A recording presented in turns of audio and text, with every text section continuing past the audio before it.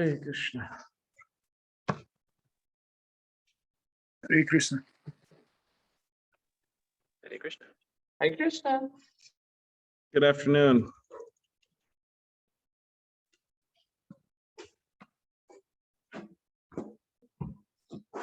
Where's the others?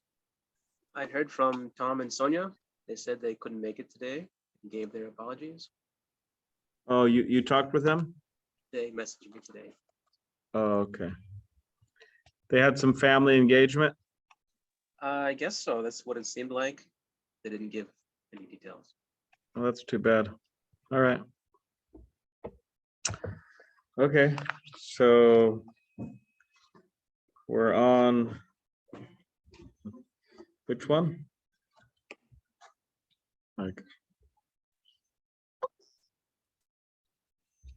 which one are we on? 4. Huh? We need 4.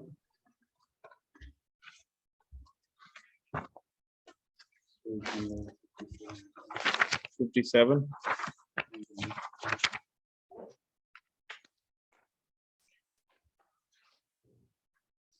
Yeah, we just have 3 more left, right? Yeah.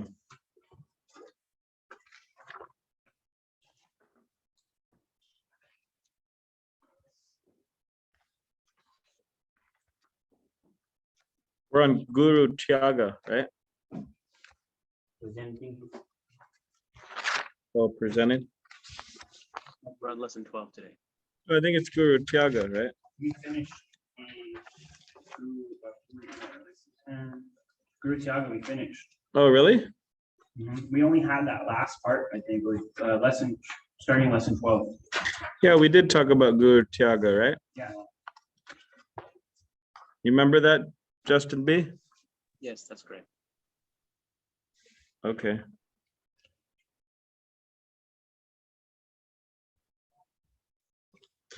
All right, so we're on 12 then, lesson 12.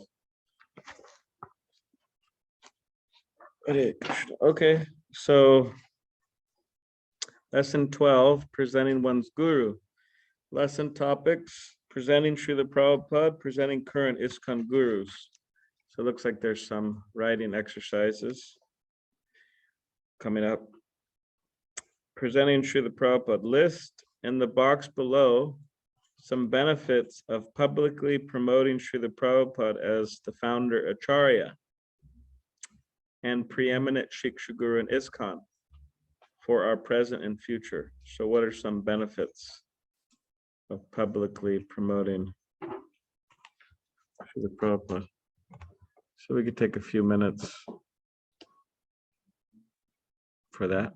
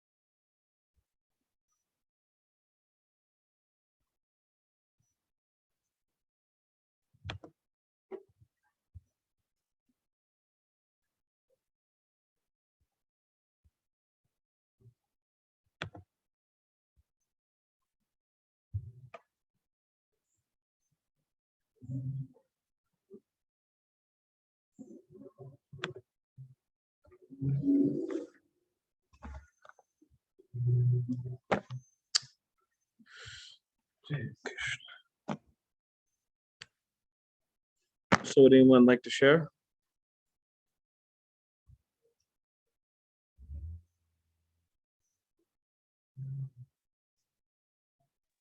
I can share. Let's see, for the, can you hear me? All right, for the first part, about promoting, I said that, the benefit is just that there's the line of succession and that you can follow for the, like if you're telling people about your, about Srila Prabhupada, that there is a line of succession and his stuff's just not, made up. And that there's books and literature to follow. And that all the devotees, we're following Srila Prabhupada and his message will all, basically be on the same page with what we're sharing. And it would help, grow the movement and just as a default, to give all, knowledge that I have to Prabhupada and the teachers before me, that it's not coming from me directly.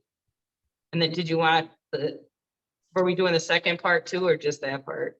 This part first, yeah. Okay. Yeah, that's good. Yeah, to give credit, that's important. Because yeah, sometimes the problem could be that, Prabhupada was very charismatic and great devotee, great personality. But then after Prabhupada, there was also many great devotees, charismatic persons, and nowadays also. So I guess the issue sometimes could arise that people like forget about Prabhupada and he's like of the past, and now we have a new leader. And whatever they say, we accept. Now, of course, that's part of what it means to be a disciple, to accept what your guru says. But the guru has to be saying what Prabhupada's saying. So I guess you could say the challenge comes is, what if there comes a charismatic person and he's changing things ever so slightly, or maybe not so slightly. And then we're seeing him as the Acharya, or her as the Acharya, and we're forgetting what Prabhupada said. So that could be the problem. So if you put Prabhupada up in the front, then there's a better chance of things staying on course. Like, what did Prabhupada think about this, that, so many different topics? And it's all stated. I mean, Prabhupada spoke a lot. That's what he was doing with his life and time. So yeah, to give credit and to make sure that the standards we set or the standards we follow are Prabhupada standards. So yeah. Any other thing? Is everybody staying cool there in Las Vegas? It's warm over there. Yeah, it's still been raining. It's very amazing. Oh, it's raining? The whole week or 2 weeks, it's been raining every Okay. day. Wow. Yeah, it's pretty actually nice. cool right now. It's only 96. So, it's Huh. cooling off. Which is actually cool. That's cool here. It is. 96 over there. Okay, so the next two, we could just do the next two now. We'll take the time and do both of them. List in the box below some inappropriate ways of presenting ISKCON's present gurus. So what are some inappropriate ways of presenting them? And then the next one, what might be possible consequences for ISKCON of inappropriately presenting ISKCON gurus? Write your comments in the box below. So according to your conception, you could write, of course. What other conception would you write based on besides your own? So we'll take a few minutes to do that.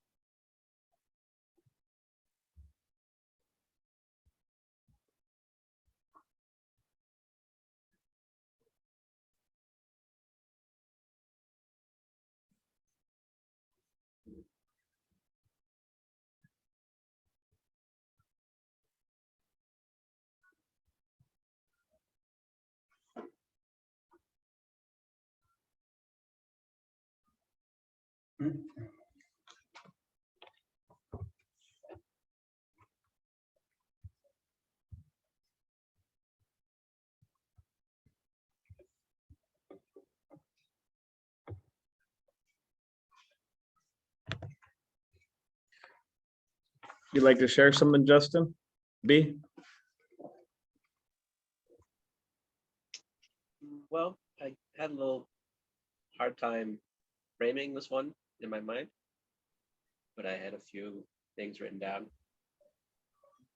So I have fault finding.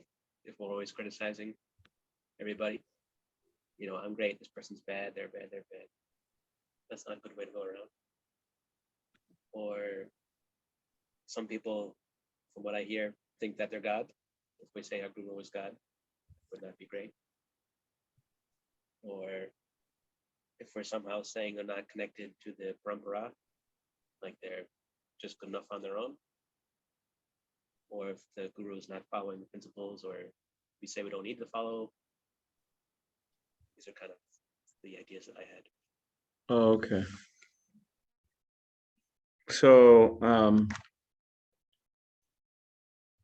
you're saying that if a disciple is, if a disciple starts advertising that his guru is like the best,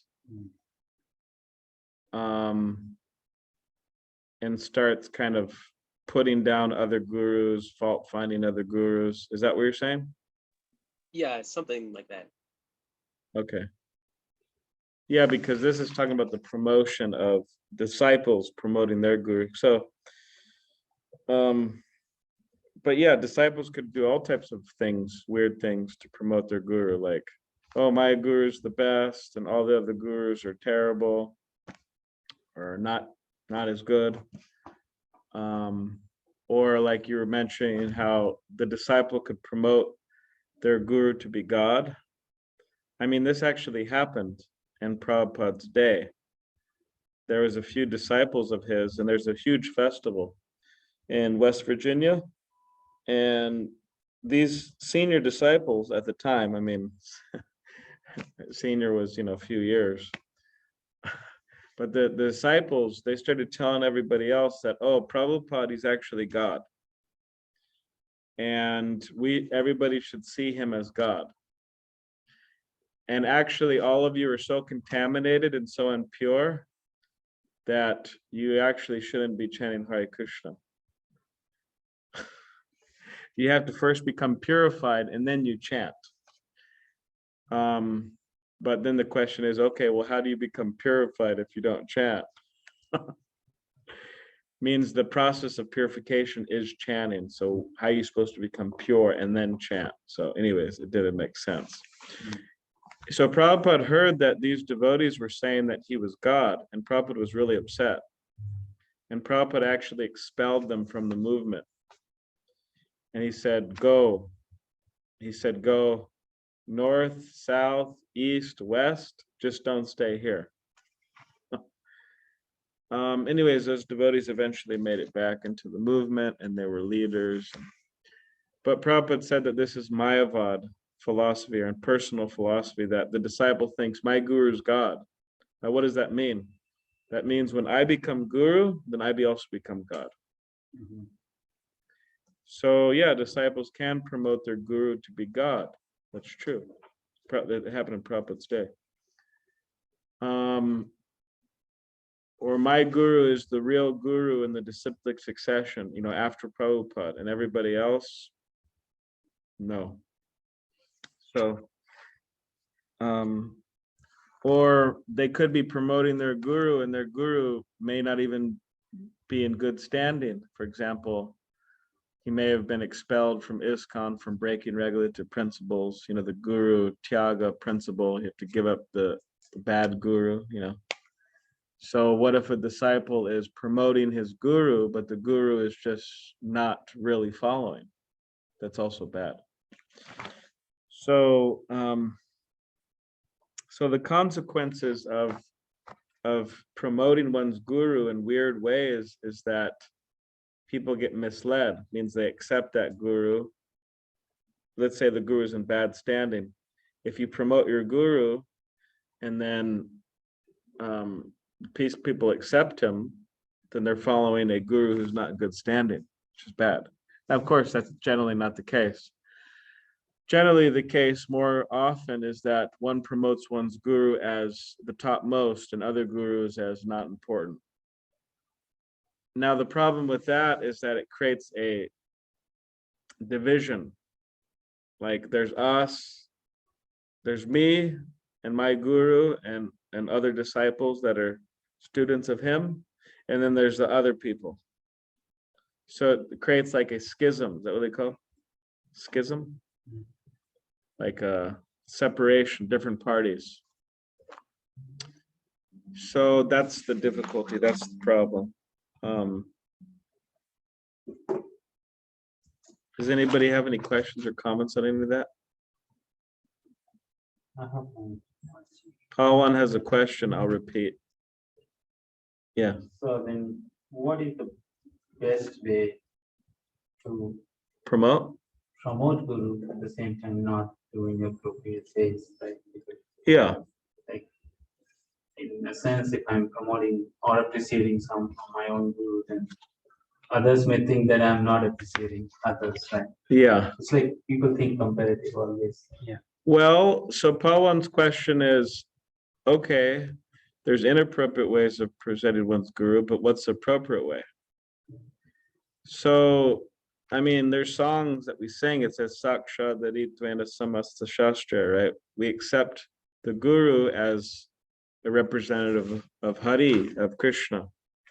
So, and therefore the guru should be given the same respect as one does with Krishna. So there's nothing wrong in glorifying and appreciating and all of these, making nice arrangements for one's guru.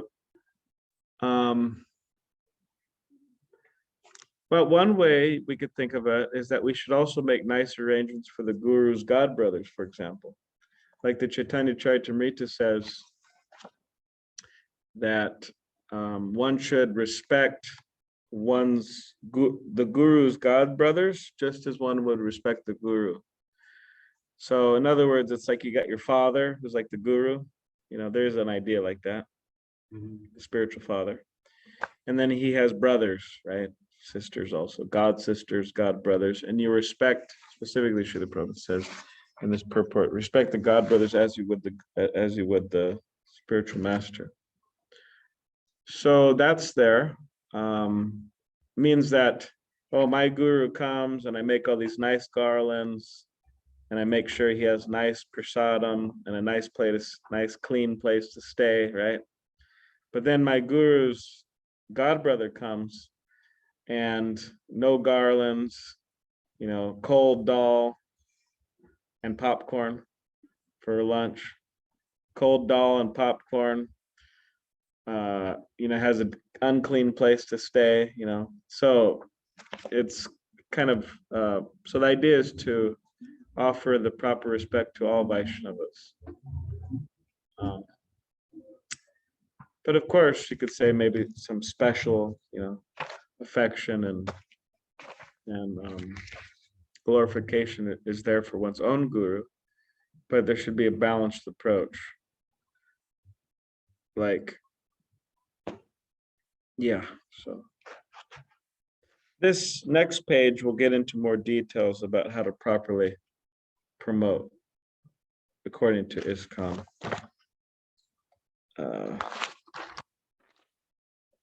Standards. All right, so we could read those.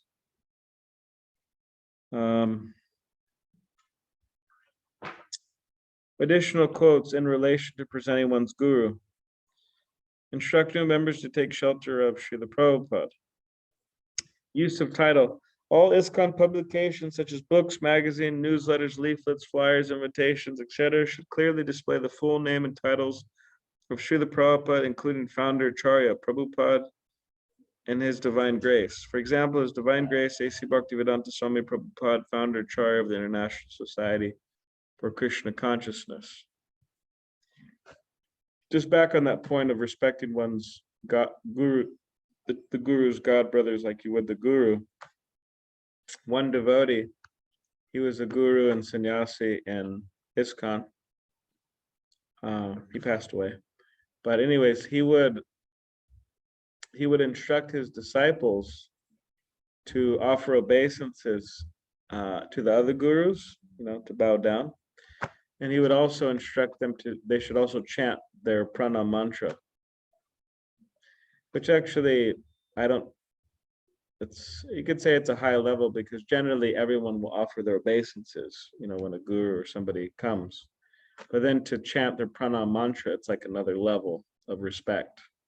So in other words, he expected his disciples to respect the other gurus, not just him. So it's not that my guru is great, and as this American saying goes, and everyone else is like chopped cabbage. Means chopped cabbage is,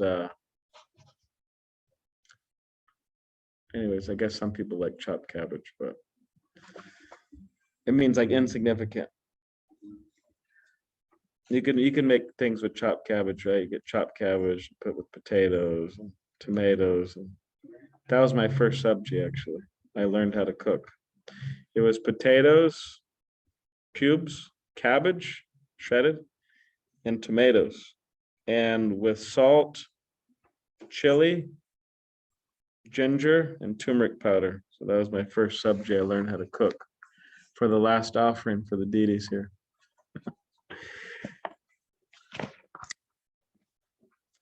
Okay.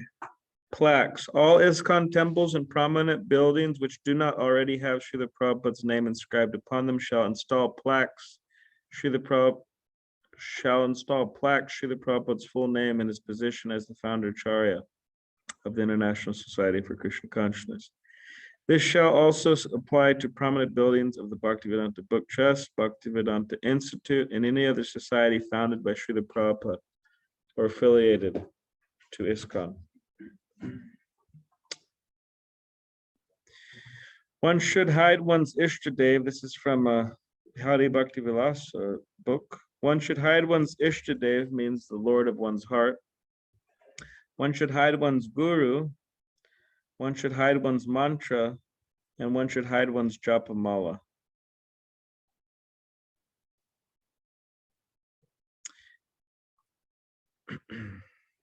Public display of, yes.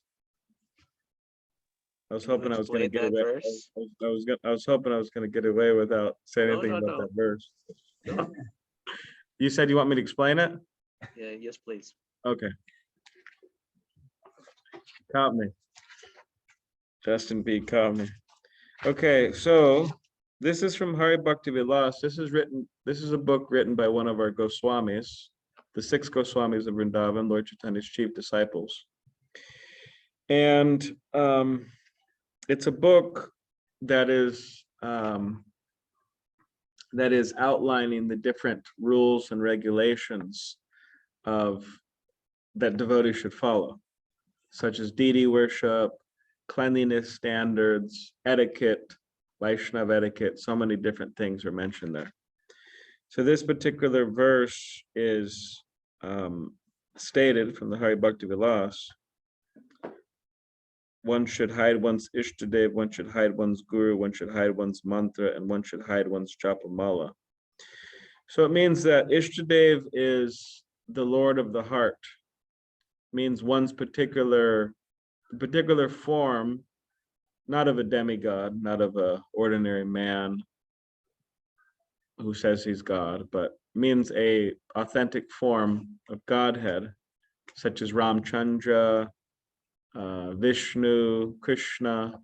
So this is one Ishtadev. Just like in Chaitanya Charitamrita, Murari Gupta, he was one of Lord Chaitanya's associates, but actually he was one of Lord Chaitanya's devotees and associates, but he was also Hanuman in his previous life, and he had great attraction to Ramchandra. So Lord Chaitanya challenged him one day, or not challenged, but he said, Murari, why don't you're worshiping Ramchandra, why don't you worship Krishna?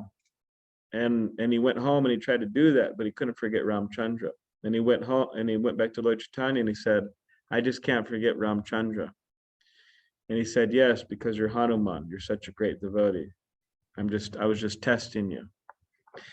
So for Murari Gupta, Hanuman or Ramchandra was his Ishtadev. For the gopis, Krishna is their Ishtadev, and so on. For Vishnu, Lakshmi is Ishtadev.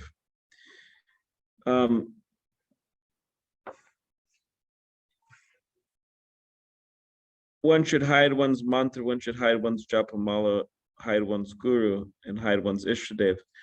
So it means that which is close to us, close to our heart, just like, for example, now we may have confidential things, or we may have confidential discussions with our friends. And it's not that we make a YouTube video and post it, or we post it on Instagram or whatever, and say, hey, I just had a confidential conversation with my friend and here it is. Means it's confidential. It's between you and the other person. It's a confidential discussion. So you hold those things close to your heart. It means you don't publicly display them. Just like one time Srila Prabhupada was offered a ring, by a golden ring, I think it said HK on it, which stands for Hare Krishna. So by his disciple. And one disciple was massaging Srila Prabhupada, his back. Prabhupada would get a massage for his circulation, for his health. So the devotee who gave Prabhupada the ring was also there. And that devotee who was massaging Prabhupada saw Prabhupada's ring. And then this devotee who was massaging Prabhupada, he said, Prabhupada, where did you get that ring? And then Prabhupada didn't answer. That devotee was standing right there who gave him the ring. So there's two disciples, one wondering where the ring was, and one is the one who gave the ring. So then the devotee who was massaging Prabhupada, he asked him again, he said, Prabhupada, where did you get that golden ring? And then at that point, Prabhupada, he looked up at the devotee, Borijan, whom he got the ring from. He looked up at him. And then he responded to that devotee and he said, oh, somebody, means he didn't want to reveal. It means it was a secret between them two, a sweet little secret. So when something is dear to us, we don't, publicly broadcast. So similarly, Ishtadev, it's interesting because Murari Gupta, he could have told Lord Chaitanya, oh, actually, I'm attached to Ramchandra. You're telling, I mean, Lord Chaitanya knew, but anyways, so Ishtadev, the Lord of our heart, we keep close to us. Similarly, with one's guru, it's a similar principle. Actually, according to etiquette, although a lot of devotees don't follow it, in my experience, but it's actually considered to be against Vaishnava etiquette to ask somebody, who is your guru? Because again, it's supposed to be, of course, people find out this and that, but so personally, I don't ask anybody that. I don't ask anybody, who is your guru? I mean, people ask me, who's my guru? And then I have to say, which, it's fine, but so in other words, there's an element of confidentiality there. Similarly with the mantra, like for those who chant Gayatri mantra is given to one at the time of second initiation.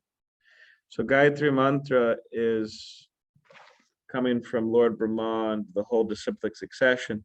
And it's interesting mantra because they're actually mantras, but it's interesting because these mantras are not like the Hare Krishna mantra in the sense that the Hare Krishna mantra we just give out freely and anybody could take. Now, of course, you could look up the Gayatri mantras and find them. But the idea is that the guru will repeat in your ear, your right ear, the Gayatri mantra. And which this mantra is worshiping the Guru, Lord Chaitanya, and Krishna. So in other words, but it's secretive, that's the point. It means the guru is actually whispering in your right ear this mantra. And when you chant it, you actually don't say it out loud. So it's confidential mantra. And then one's japa mala, so the bead bag principle. Prabhupada, also dear to us, so we're keeping it right carefully hidden in our bag. So that's some general idea. Do you have any more? I In have a relation- question. You said that I have a really hard time chanting on my mala in the bag. Is it really, is that really horrible to like not have it in the bag? Because I like it out of the bag because otherwise it doesn't really work for me in the bag. Well, better you chant without the bag than not chant at all. So if that's what's working for you, then yeah, you could just continue. So yeah, I mean, the bag helps the beads stay clean, and maybe you could say not lose them. Also, the bag has the counter beads on them, so you can count how many rounds you're chanting. That's helpful. That's one of the functions. Of course, you could tie that on your bead, your drop of beads itself. But yeah, maybe you could try to develop attraction for the bead bags, but I wouldn't worry about it too much. What about Justin B? Do you have anything else? I guess the guru part is a little strange if we're spreading Krishna consciousness and How are we supposed to promoting hide our guru? Prabhupada. How are we hiding and spreading at the same time? Yeah, it's a good point. Yeah, it's a good point. How are we hiding it and spreading it at the same time, or spreading his glories at the same time?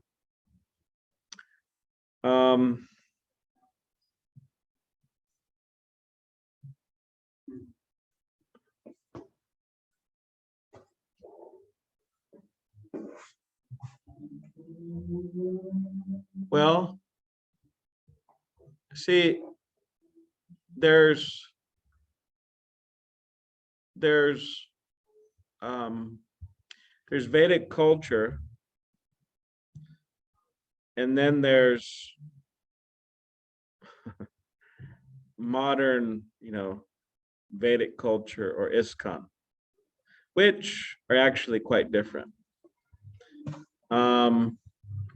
How we live, for example, we're living in a city, San Diego, very populated city, one of the most populated cities in America. Not the most populated, but we're here in a temple, but the fact is, the only reason we're really here in the temple, in the city, is just to spread Krishna consciousness. But this is actually very artificial, how we're living. I mean, how everyone's living is very artificial. Getting everything shipped in on diesel trucks, and so a more natural way of living, right? Agrarian society and so on. And but the you could say this Kali Yuga has progressed so much that ISKCON has been designed specifically to be a preaching movement, or a movement that is spreading Krishna consciousness, trying to spread Krishna consciousness. So as devotees bring up, in previous ages, people would search for a guru. But now, in this age, the gurus have to go search for the students. So in other words, this Hari Bhakti Vilas, it was written at a particular time, which 500 years ago, which is a long time ago. Of course, from one angle of vision, it's not very long at all. But it's written in a certain cultural context, which is very different from right now, like night and day. And much of the Acharya's works, Vishwanath Chakravarti Thakur and these different Acharyas who wrote commentaries in the Bhagavad Gita and so on, it's also written in a very different context. People knew, like Prabhupada would stress cow protection and not killing animals a lot. But the Acharyas who commented in the Bhagavad Gita previously, maybe they bring it up. But it wasn't a big topic because people understood that.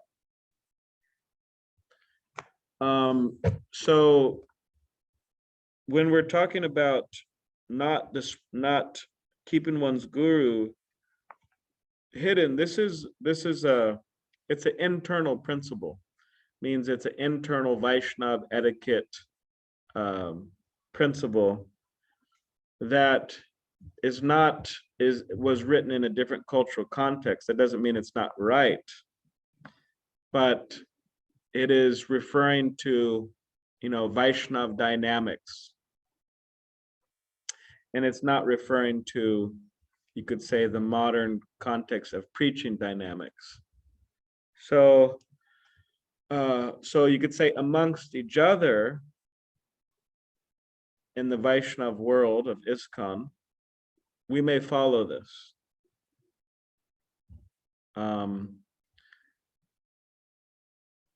In other words, we may not meet someone and ask them, hey, who's your guru? Who are you a disciple of? In many ways, it's quite a personal question. And people ask it the first 5 minutes, they meet you.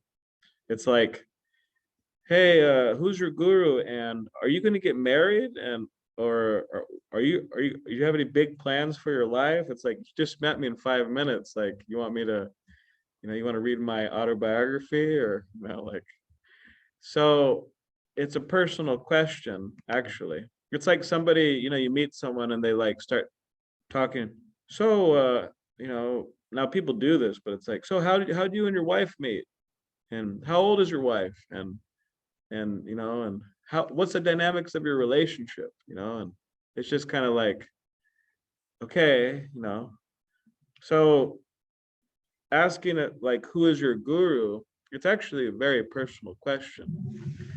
In the Vaishnav dynamics of etiquette, that's the idea. And also in Vedic culture, it says that personalities, even, anyways, it's a kind of a different point, but so that's the idea. It's like an internal Vaishnava etiquette, dynamic thing going on there.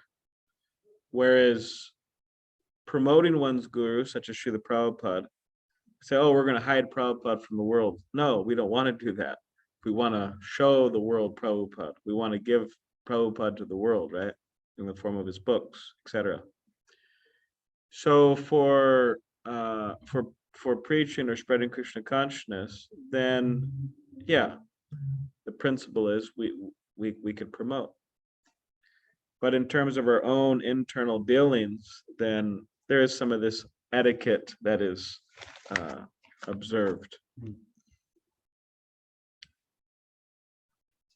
Yes. Thank you. That makes more sense. I have one more question about the Ishtadev. Okay. Does ISKCON have like a Ishtadev, or we can pick whichever form of Krishna appeals to us the most? Okay. Well, the question is, does ISKCON have an Ishtadev, or can we pick whatever form of Krishna we want? Well, ISKCON is so broad all over the world, so it will attract many people, many different Vaishnavas, types of devotees. And those devotees may be attracted to Ramchandra, Jagannath, Baladev, Subhadra, Krishna, Radha Krishna, Lord Chaitanya, Lord Nityananda. So generally the Vaishnavas are attracted to those specifically. Nrsingadev also, Ramchandra, Radha Krishna, Gaurnitai. But the chanting of Hare Krishna will also nourish the other relationships devotees may have. For example, Murari Gupta, he was a devotee associate of Lord Chaitanya. He was chanting Hare Krishna, but while he was chanting Hare Krishna, he was thinking about Ramchandra. So ISKCON, you could say that ISKCON means the members worldwide do not have, one Ishtadev that they're worshiping. But on the other hand, Gaudiya Vaishnavism ultimately, on the other hand, does have an Ishtadev, and that's Radha Krishna. So, yeah. So the Radha Krishna has different names like Radha Kirtan. Yes. Radha, Yes. Krishna, Madan Mohan. Yes. Different deities have different deities as well. Yes. There's also the principal Pawan's talking about that different deities have different names, like Radha Giridhari here in San Diego, or Madan Mohan. So there's different also deity forms. Also, this Ishtadev could also refer to a particular deity form. Means like you have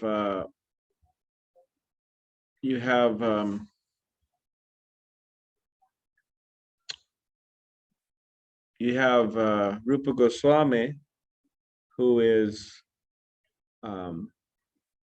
attached, or his Ishtadev is Madan Mohan, right? Or no, Sanatan Goswami. Sanatan Goswami is Madan Mohan. Govinda Ji is Rupa Goswami, Radha Govinda Ji. So, Yeah. You had something, You answered it in the last part. okay. I have one doubt. So hiding means, does hiding is linked to Namaparad, where it's like not self-promoting? Like Pawan some- has a question, I'll some repeat people it. like in India, we see like they want to showcase publicly mantra or their guru or their japa, bead, or like these different thing in bhakti, right? To get more followers and traction and present themselves as more advanced, artificial Yeah, than what they actually are. yeah, that's a good, we shouldn't do that either. Yeah, that's good. So is that this hiding means that was context that should not self do it, but if somebody asks confidently, maybe we talk, you can say, Yeah, it means that Pawan's bringing up a point that this hiding of, or this publicly displaying Ishtadev, Guru, so on. Is it that we don't do that because in other words, there's a tendency to promote oneself. Oh, hey, my guru is so and so. I just want to let everybody know, I have a very good guru, right? Or, hey, I'm chanting this awesome mantra. I just want to let everybody know, right? Or look at my beautiful beat, my japa beats. Just want to let everybody know, and on and on and on like that. So, in other words, using one's spiritual items to promote oneself is not good. And factually, Vaishnavas, they actually, because it's confidential, they will actually subdue such things. For example, means like spiritual ecstasies, like Srila Prabhupada would experience these spiritual ecstasies. And I guess it makes sense for me to go like this. Prabhupada would experience these spiritual ecstasies. And the reason I was like this before, I don't know why I was like this the last few times, because I had the cord, yeah. But the reason why Srila Prabhupada he would subdue these ecstasies is that it was confidential. Him and his relationship with Krishna is confidential. So in the tendency among spiritualists, or some spiritualists, or some so-called spiritualists, is that they display all this, shaking, crying. Like somebody sent me a YouTube video about these people apparently taking sannyas, a huge group of people, and they're all shaking on the ground and crying and stuff like that. So Vaishnavas, they hide that, because the tendency that is there sometimes is that people do these things to get followers. But if one does, if somebody confidentially asks you certain things, then yeah, you could discuss. So in other words, it's not that these things have to be hidden like absolutely. So, but there's an aspect of confidentiality there. That's the idea. Okay.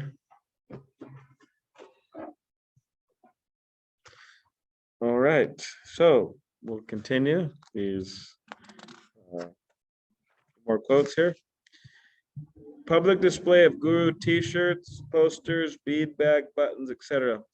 Disciples of ISKCON, Diksha and Shiksha Gurus should not wear publicly displayed guru t-shirts, posters, bead bag, buttons, athletic caps.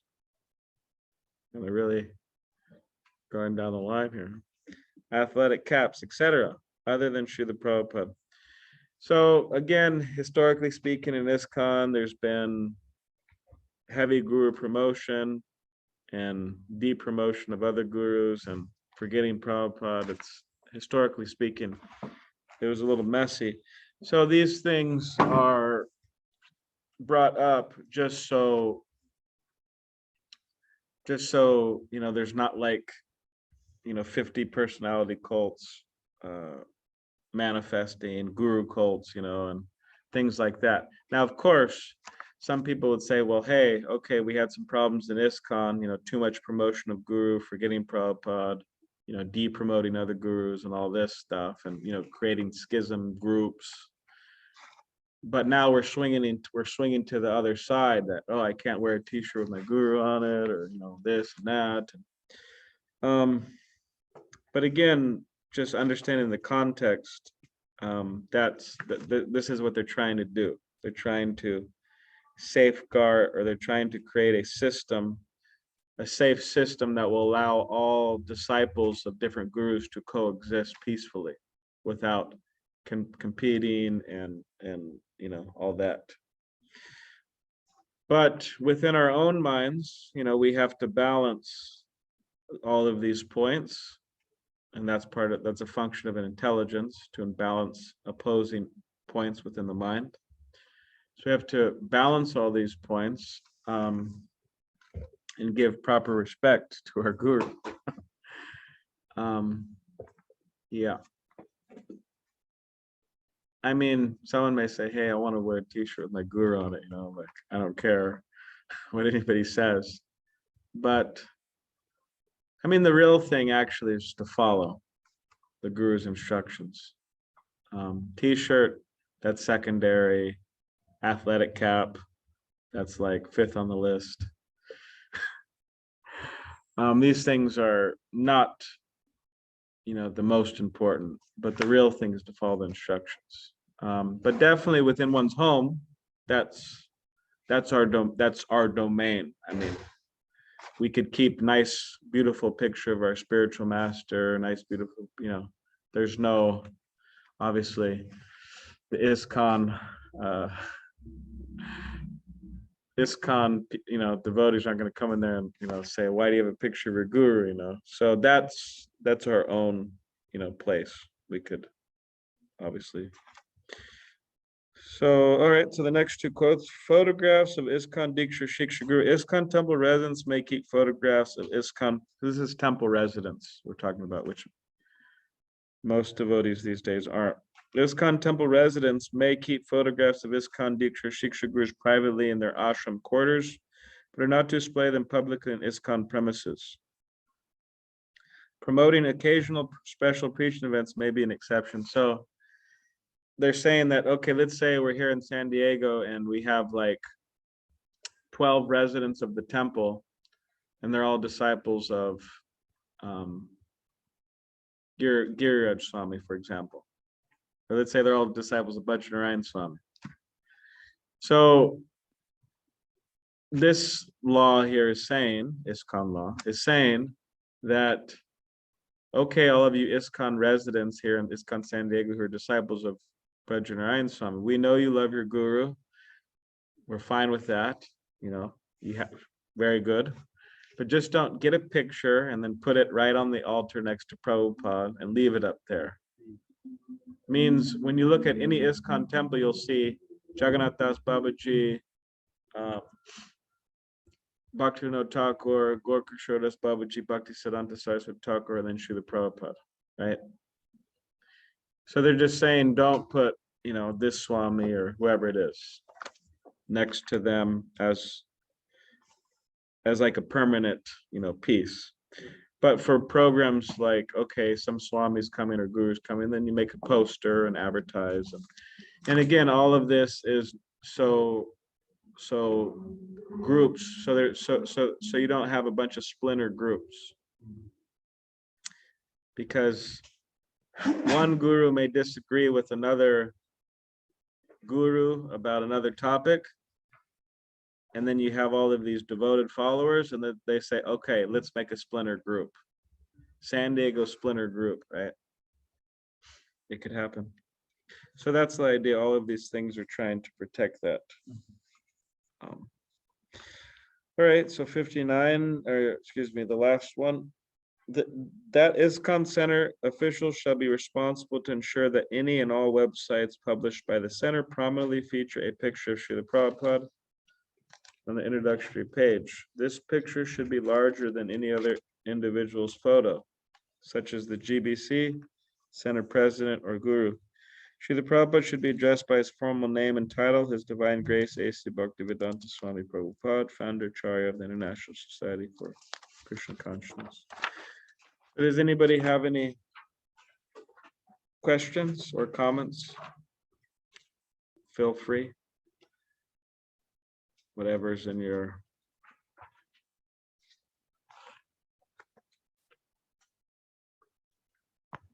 What about Justin Miller?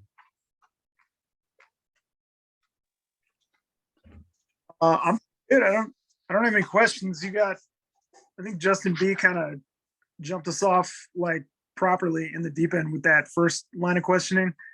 And I had those questions too, but I think you answered them pretty effectively and extensively, probably. So Okay. Thank you.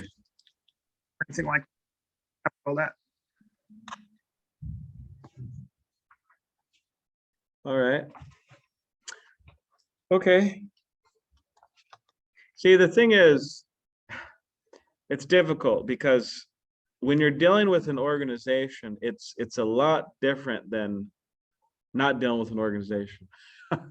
Because when you're dealing with an organization, you're talking about like hundreds and thousands and possibly millions of people you're trying to guide in a particular way. And you're trying to ensure that they all have the right ideas according to the ideas presented by Srila Prabhupada, which also presents a challenge because you have all of these disciples of Srila Prabhupada and grand disciples of Srila Prabhupada who may see Prabhupada's instructions differently. And this is the history of religion, right? Christianity, Jesus's followers, and then branching off into so many different groups based on just disagreements, right? Jesus is God. No, he's not God. He's the Son of God. You need a priest to get to God. No, you don't need a priest to get to God. You go to God directly, and on and on and on and on and on, right? So this is the issue that organized, organizations deal with. So, because all of these things may seem quite stifling, it's like, geez, come on, how many more laws are you going to write?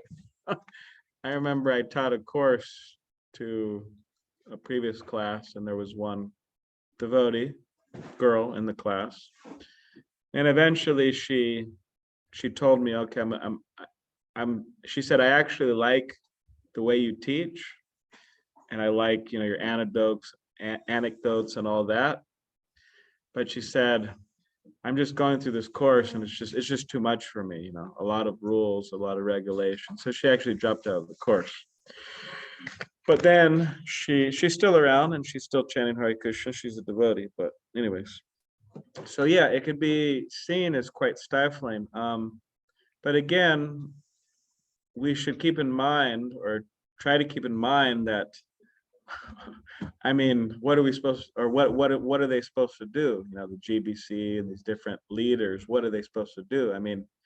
If they don't create certain things that help people have a balanced idea, it's really hard. It's really hard to have an organization. And that's where you get all these splinter groups, right? Which actually there are splinter groups already. Since Srila Prabhupada left, there's numerous splinter groups. But the idea is that Srila Prabhupada wanted ISKCON to be a worldwide movement, all operating under the same principles of cooperation and scriptural learning and all that, with the idea of being a powerful force to spread Krishna consciousness. But if you just break into all these splinter groups, where's the power to spread? It's there, but it's. So as Bhaktisiddhanta Saraswati Thakur said, he said, what was it? The necessity of the evil of organized religion. So it may seem stifling, these certain things, but we should try to keep in mind that it's not so easy to run a worldwide organization. And therefore there's all this stuff. So anyways, I just wanted to say that. Yes, Justin B, and then afterwards, Stephen. I wanted to share my favorite quote about rules. About So rules? one- Yes, yes. One devotee was saying that the rules, they don't restrict us, they free us from our bad habits. Yes. Exactly. Yeah, rules, they don't restrict us, but they actually, yeah, they free us from our bad habits. So as Srila Prabhupada said, the regulative principles of freedom.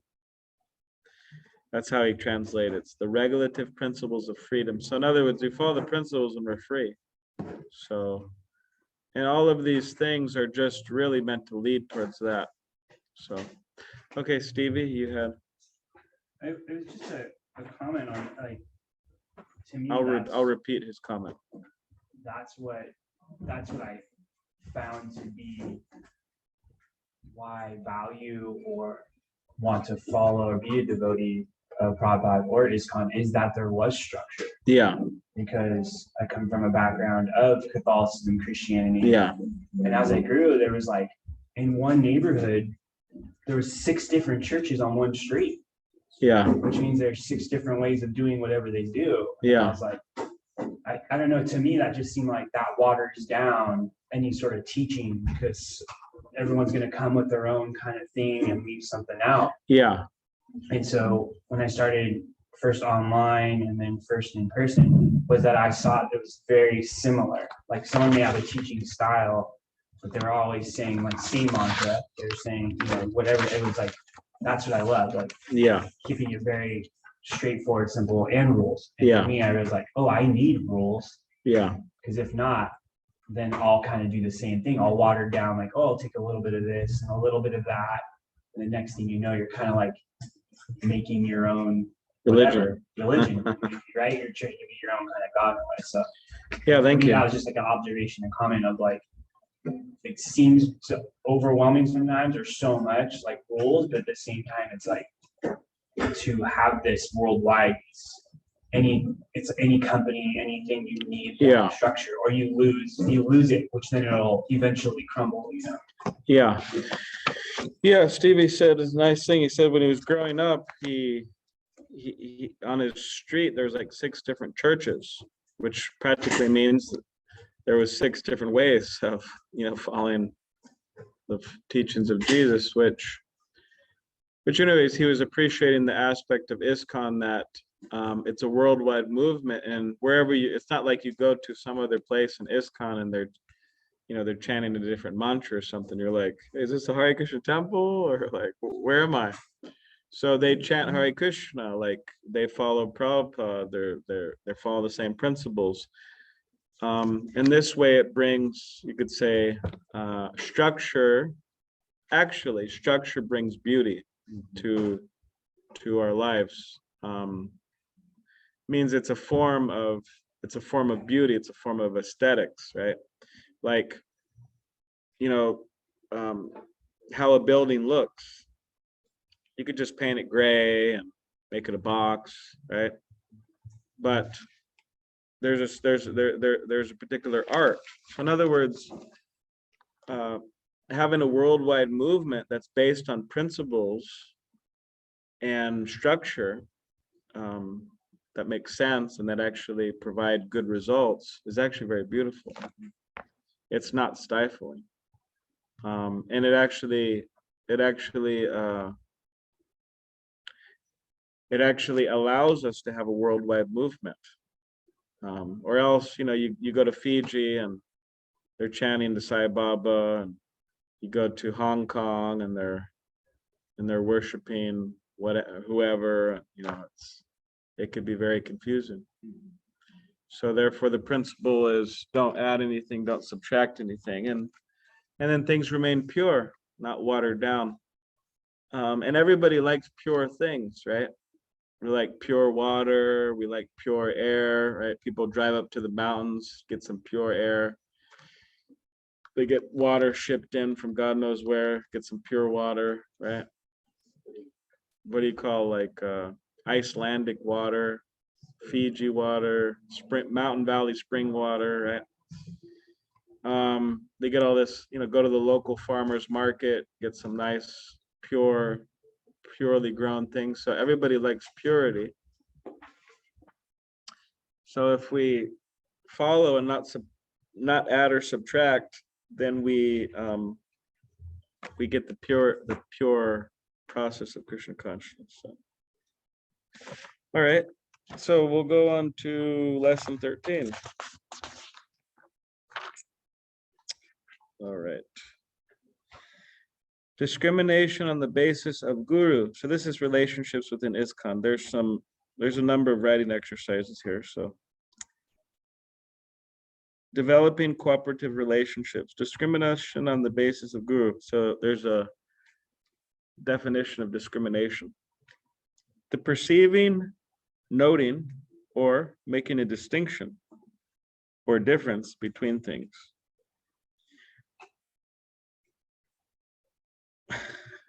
Discrimination is the prejudicial treatment of an individual based solely on their membership in a certain group or category. It involves excluding or restricting members of one group from opportunities that are available to other groups. So everybody understands discrimination. There's a lot of talk about discrimination, right? So we understand that. Now so we could do the two next writing exercises. Now you may not have experienced this, so if you haven't experienced, you don't have to write anything, but just describe a time when in ISKCON you experienced inappropriate discrimination on the basis of your Diksha or Shiksha gurus. And then the next one, list some of the possible long-term consequences for ISKCON arising from inappropriate favoritism or bias on the basis of guru.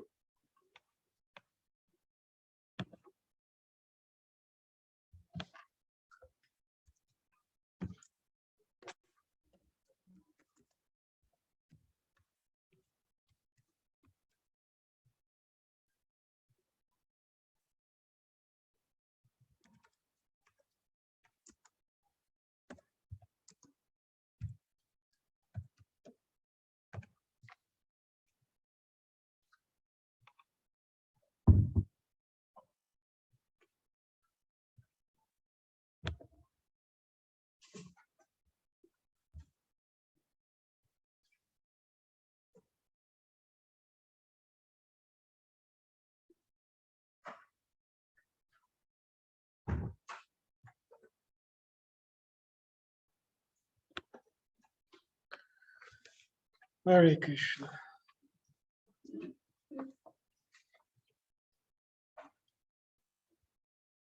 You want to grow up Baptist here?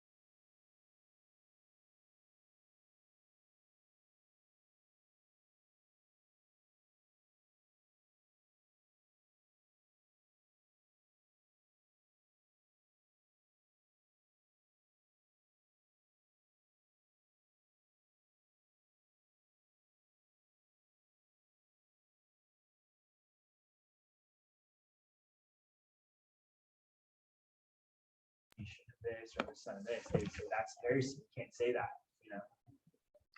So would anyone like to share? What about Justin Miller? You want to share? I don't think anybody's probably had experience of discrimination on the basis of guru. I think this is a more of a other places in the world problem, but maybe the second one, I think sometimes it does happen. mostly in India. Yeah, in a community where someone senior authority is disciple of someone, so if someone is not aspiring in the same guru, then they don't get very much like it Love. depends on the authority's mindset rather than like individual. There is definitely bias. Yeah.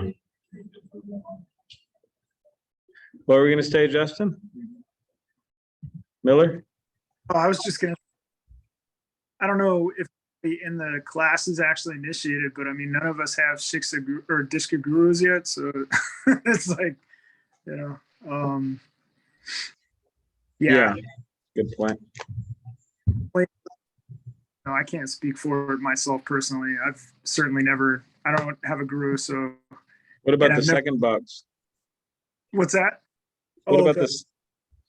the long-term causes? I mean, I think you covered those before. I mean, basically this sectarianism, schisms, and Yeah, eventual collapse or the disintegration of your movement, of any movement. yeah. Yeah, it's pretty basic, right?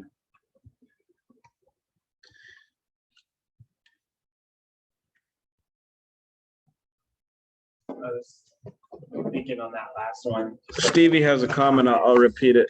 was during Radhanath Swami's visit in Bhajan Ryan when they were speaking to each other. Like,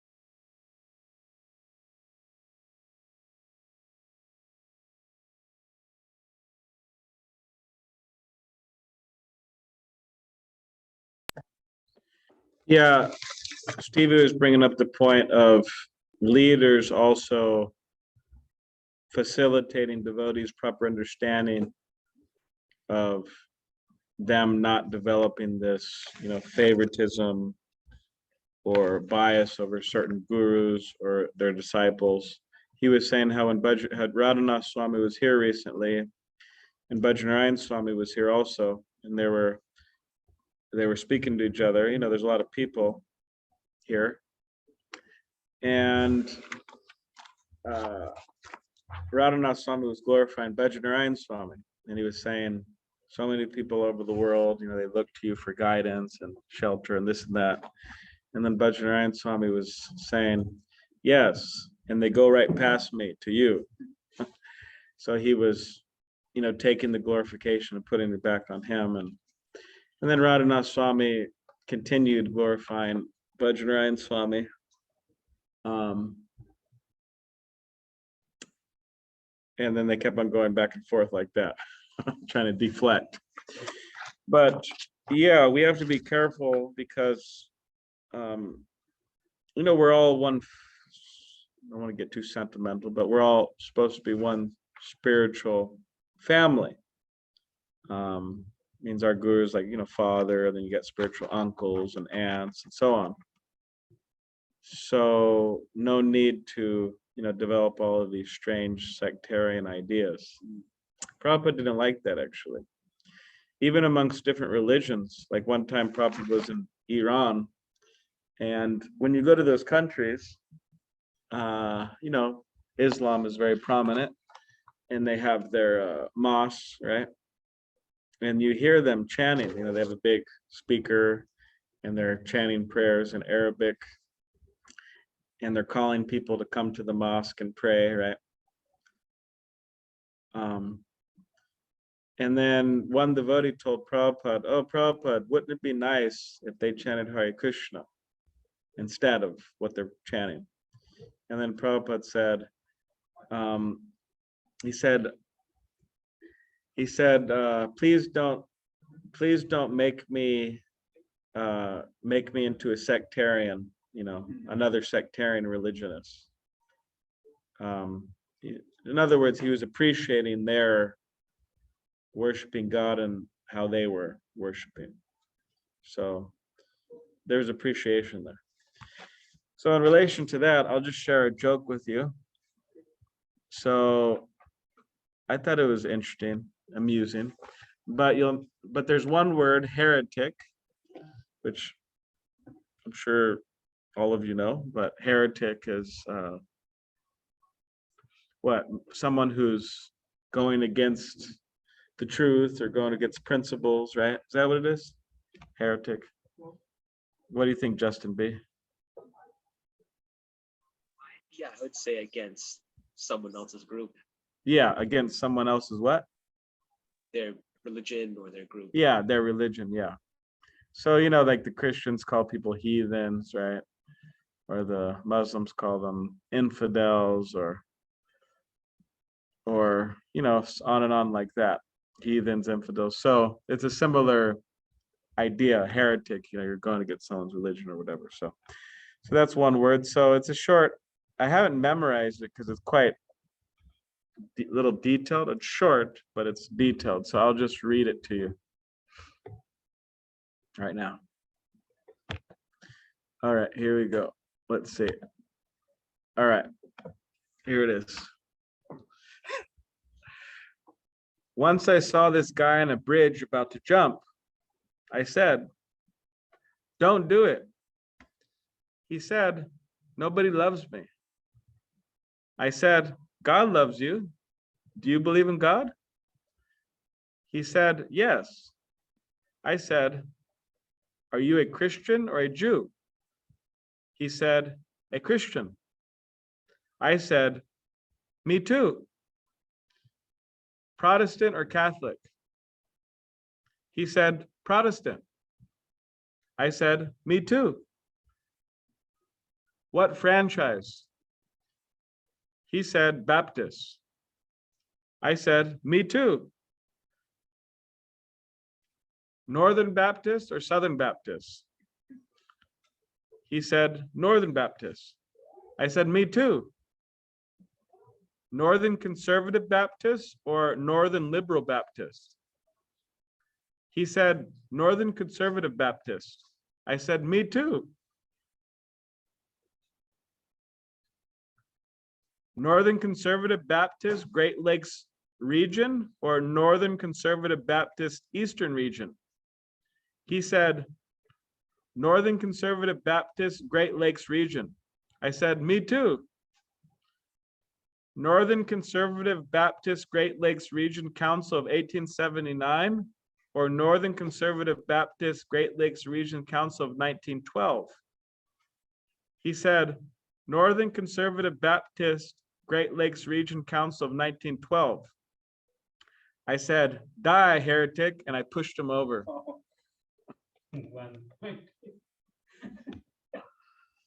Hare Krishna. Sorry. I heard that, it's a joke, but I heard that from one devotee years ago. But I thought it was interesting because, people, they may agree on so many things, right? Or just the principle of that, hey, we all worship Jesus Christ. We all worship Jesus Christ. Like, why do we have to hate each other? We're all lovers of Jesus Christ, but we just have different ways. But, people just on one or two little differences, they're ready to, in previous cases, actually, they're ready to kill, actually, on the basis of that. So the idea is that within Krishna consciousness is we want to be broad-minded, and that we're appreciative of all religions, means authentic religions, and we're not hating people on the basis of having different ideas than us. Okay, so now this is another writing exercise. Describe your vision of what ISKCON would be like if devotees maintained positive and cooperative relationships between all ISKCON gurus and disciples.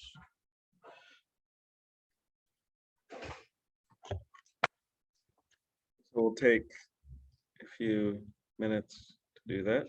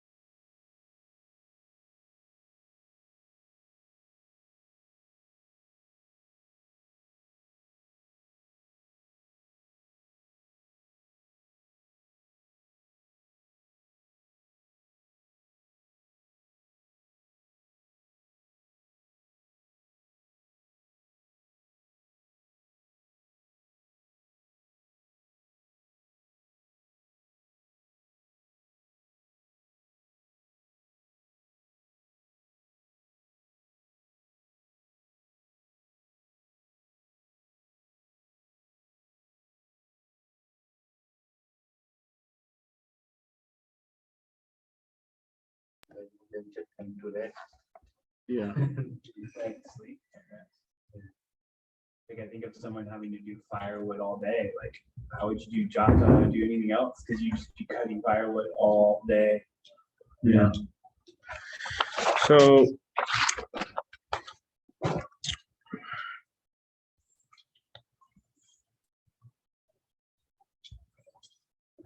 So Diane, would you like to share?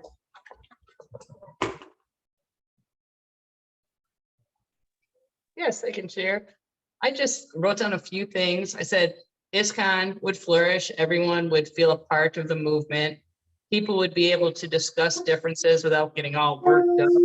And non-devotees would see the joy and happiness and would be more interested in probably joining the movement.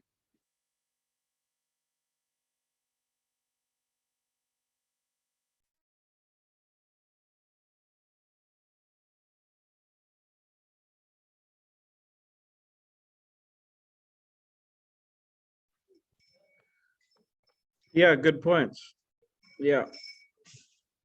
So flourish and devotees would be happy. And then people would see that, and then that would help them, have more faith and practicing Krishna consciousness. So yeah, practically it would all just be good results from that. So that's the idea, for everybody to cooperate and serve together. Could be challenging, but that's the idea. All right, so we'll just read the last few quotes here. I'm so pleased with your mutual friendship that I wish you all good fortune. So this is Bhagavatam, 4th canto. The Lord said,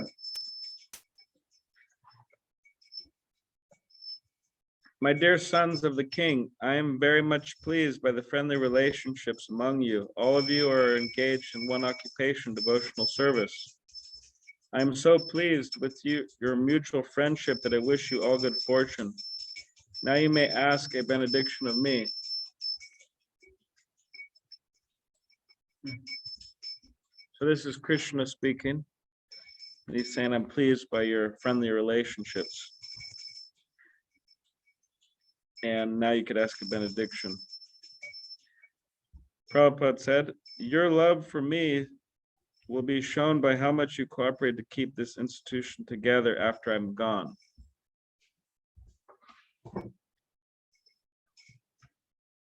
Chaitanya Mahaprabhu himself wanted our cooperation. He is God, Krishna, and therefore cooperation is a very important thing.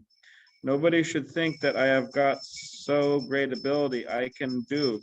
No, it is simply by cooperation we can do a very big thing. United we stand, divided we fall. This is so be strong in pushing on Krishna consciousness, and Krishna will help. He is the strongest. Still, we must be combined together. So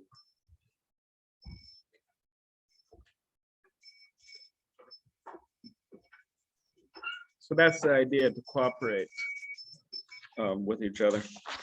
So this last one, 62, I think you could do this on your own time. Writing exercise. Do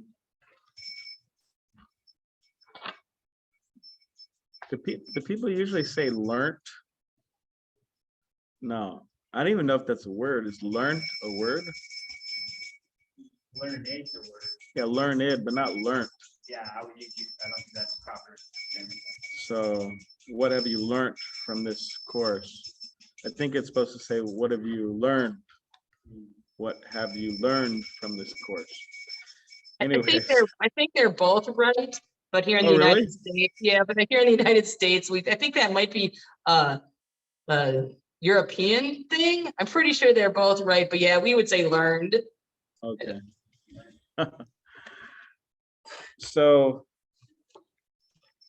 Dravida Prabhu is a really good editor. He's here in San Diego, but it just, anyways, editing is very important. But anyway, so whatever the case, learned. So you could do that in your own time. And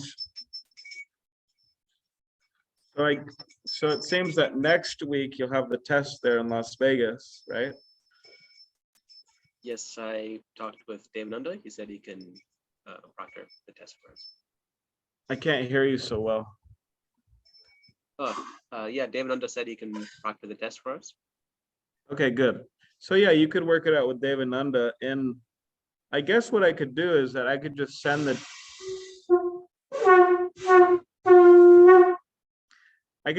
test to Devananda, and then Devananda could just print them out, I guess. Because they have a printer at the temple, or I'm sure he has a printer at his house. He's a professional guy, right?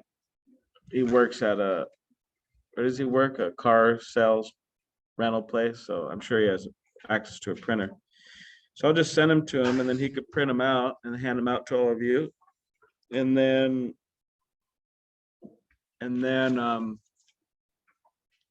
ideally, either he would, or maybe Justin B, maybe you could just put them in like a envelope or something and send them here. Maybe that's old fashioned, but of course they could be scanned as well. But anyways, whatever you want to do. He could scan them, or you could scan them and send them here. Or you could send them to me. And then Justin Miller, I'll send the test to the person that you gave the email. You gave me his email. Okay. So I'll send that test to him. And then the devotees here, they get, we'll provide the tests. So, yeah, so sounds like a plan. And then once everybody passes, then we'll make certificates.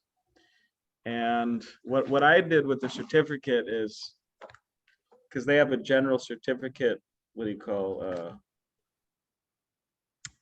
like format, or what do you call that? Anyways, template, yeah. So anyways, we according to our own aesthetic design here in San Diego, we kind of spruced it up a little bit, at least according to our perception in terms of color and layout. And we also printed on a nice cardstock certificate with holder, also has a holder. And then once everybody passes, then we could give those to everyone. We could send them, or we could give them in person here or there. And yeah, when the test, there's a lot of, you probably want to study over the material, and there's a need of understanding certain Sanskrit terms like Shiksha Guru, right? Instructing Guru, or Diksha Guru, initiating Guru, or Ritvik, what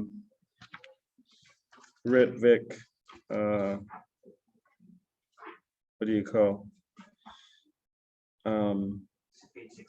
Page 16. You want to study page 16 as the arguments, because you'll be asked what are those arguments, certain things like that. In the beginning of the book, there was this where it describes the assessment, which is on page 8.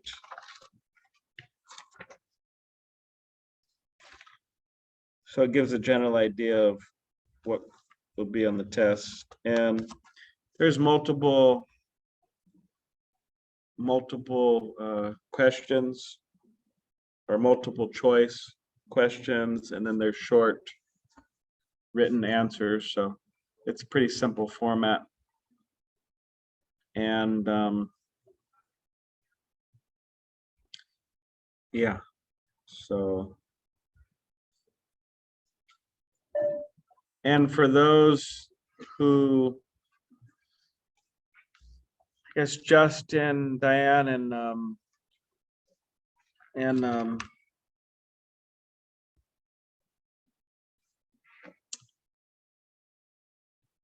my mind's blanking.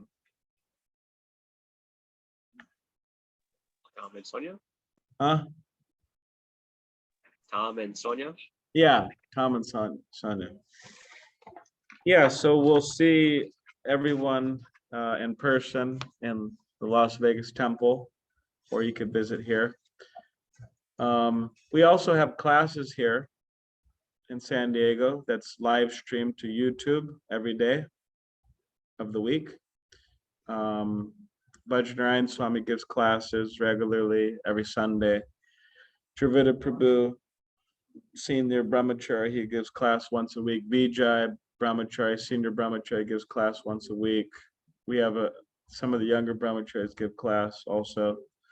I give class on Saturdays, generally. So if you like, you could tune into those. Yeah, so does anybody have any questions or comments I just have a quick question for Justin. Do we have a time yet for next week? It's gonna be Sunday, right? Sunday, I think that's the plan. Okay, no time yet? So I guess I could ask Dave Nunda a little more details about that part. I guess just the general time at the temple. I think he comes a little bit early. But let Yeah, me it just might be like, confirm. maybe like an hour before the feast or something. Yeah, You could probably take the test in that place where they store stuff, and I think it's like a children's room or something. So. Yeah. Yeah. What about the two Justins? yeah, you go first.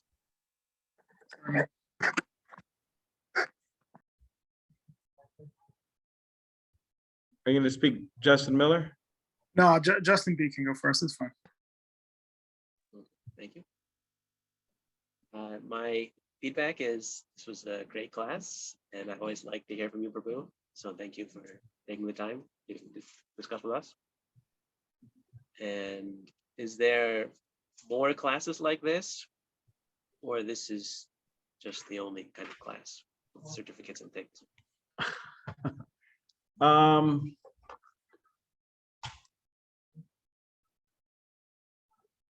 Well, this is ISKCON Disciple course. I mean, they also do Bhakti Shastri courses. Devotees do Bhakti Shastri courses like on Zoom, but yeah, I haven't got into Bhakti Shastri. Bhakti Shastri is covering the Bhagavad Gita, other books. So yeah, I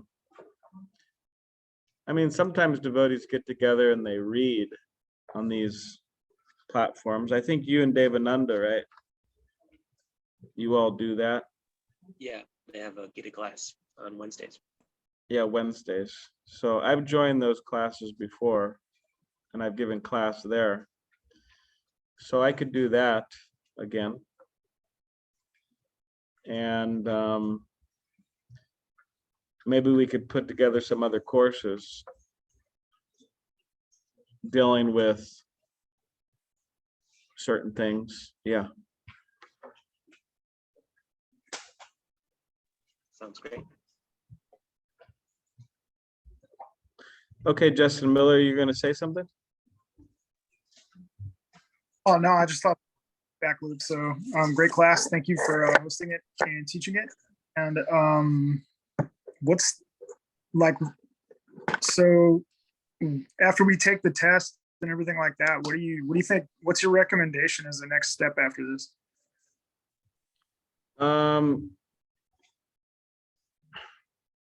Well, you should continue chanting and following, and visiting the temple and all of those other things.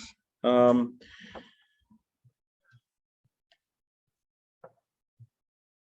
mean, whether everyone thinks that they're ready to pursue initiation, or whether they don't think they're ready to pursue initiation, it's as a general principle, it's good to hear from devotees regularly. So there's certain devotees you could hear from, like they have websites, or they have, channels, or different ways you could hear from them regularly. So, like, for example, I could send something like some links to some different devotees, material that you could follow or listen to. Yeah, so that's one thing. And whether you're going to be initiated sooner or not, it's still good to hear that, for inspiration. So yeah. Yeah, I mean, much of what we do in Krishna consciousness is actually just deepening what we do. like, for example, we may be chanting, but then we deepen that, or we may be visiting the temple, but we deepen that experience. So like, for example, okay, you first come and you join and you start chanting, you start doing all these different things. But at one particular point, you know what needs to be done, what needs to be avoided, and you have an idea, right? But then there comes the point of just executing that steadily. And someone may, you learn the basic, right, principles, and then you're operating on those principles for years and years and years. So so in other words, the idea of just continuing is important, and developing more of the quality of what and what we're doing. Just like in a relationship, right? You say, oh, I'm married.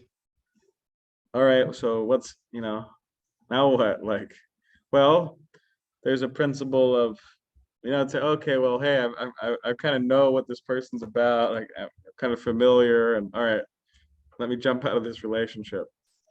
But you may know the person, but you develop more of a friendship with them, and hopefully, right, a spiritual dynamic to the relationship, and so on. So similarly, in Krishna consciousness, we may have the general idea of the basics, but then it's the idea of marrying the process of Krishna consciousness, or becoming committed to it steadily.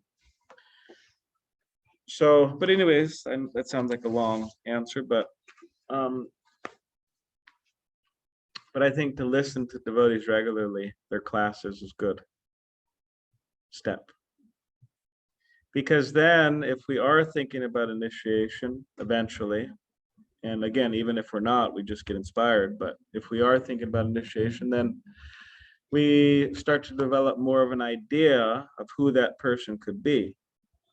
You're listening to one person for a long time, and another person, and you start thinking, okay, well, I'm feeling very inspired. Maybe I should continue and listen to them, or try to meet them, or whatever. So.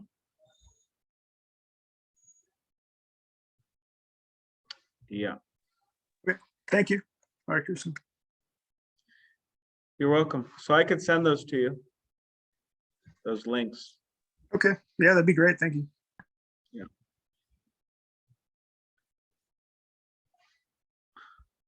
What about Diane? Would you like to say anything? I'd like to say thank you so much for this class.